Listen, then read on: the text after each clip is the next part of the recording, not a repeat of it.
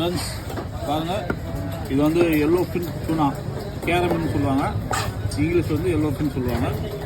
Boneless பண்ணியிருக்கேன், முள்ளெலாம் எடுத்துட்டா இந்த மாதிரி பீஸ் போட்டு இது நம்ம என்னென்ன பண்ணலாம் அப்படின்ட்டு நான் சொல்கிறேன் பாருங்கள்.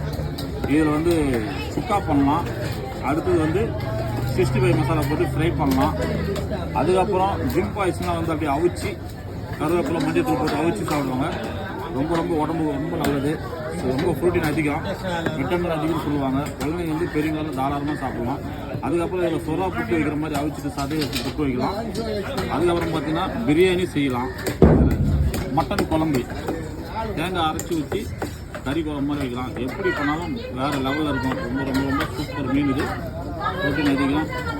கடலில் இருக்கிற மீன் எல்லா வெரைட்டியும் செய்யக்கூடிய மீன் இந்த மீன். அப்படியே நம்ம சேனலை சப்ஸ்கிரைப் பண்ணலாம், லைக்கை மறக்காமல் போடுங்க.